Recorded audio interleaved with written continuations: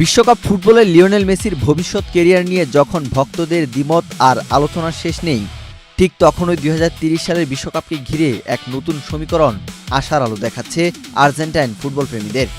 Football বিশ্বের সবচেয়ে আলোচিত এই তারকাকে ঘিরে নানা প্রশ্নের ভিড়ে সম্প্রতি একটি গাণিতিক হিসাব সামাজিক যোগাযোগ মাধ্যমে বেশ আলোড়ন তৈরি করেছে।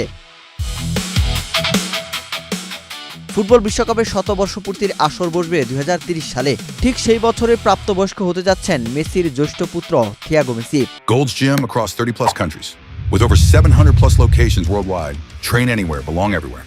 যার বয়স তৎকালীন সময় নভেম্বরে 18-তে পড়বে। ভক্তদের একাংশের ধারণা, থিয়াগো যদি নিজের ফুটবল প্রতিভার বিকাশ ঘটিয়ে দ্রুততম সময়ে পেশাদার ফুটবলে পা রাখতে পারেন, তবে জাতীয় দলে বাবার পাশে একই ড্রেসিং রুম বা মাঠে তাকে দেখার স্বপ্ন বাস্তবায়ন অসম্ভব কিছু নয়। ১৩ বছর বয়সী থিয়াগো বর্তমানে ইন্টার মায়ামির যুব দলের হয়ে মাঠ কাঁপাচ্ছেন। ফ্লোরিডার এই ফুটবল একাডেমিতে তার পারফরম্যান্সের দিকেই তীক্ষ্ণ নজর রাখছেন আলবিসেলেস্তে সমর্থকরা। থিয়াগো জন্মেছিলেন বার্সেলোনায়, তবে নিজের আন্তর্জাতিক ফুটবলের ভবিষ্যৎ নিয়ে তার স্পষ্ট অবস্থান রয়েছে। বেশ কয়েকটি সাক্ষাৎকারে তরুণ এই প্রতিভাবান ফুটবলার দৃঢ়তার সাথে জানিয়েছেন, তিনি নিজের বাবার পথ অনুসরণ করে আর্জেন্টিনার আকাশি সাদা জার্সি গায়ে চাপাতেই সবচেয়ে বেশি ইচ্ছুক। একই সাথে বাবার সাথে জাতীয় দলে ড্রেসিং রুম কিংবা মাঠ ভাগ করে নেওয়ার স্বপ্নের কথা নিজেই ব্যক্ত করেছেন তিনি। মেসির ৩ সন্তান থিয়াগো, মাতেও ও চিরো।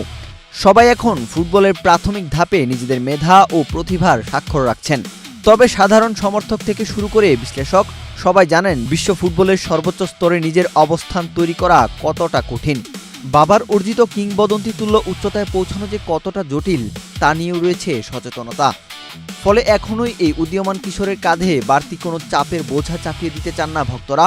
তবে ফুটবলের রোমাঞ্চকর এই সম্ভাবনা নিয়ে আলোচনা চালিয়ে যেতে ভালোবাসছেন তারা।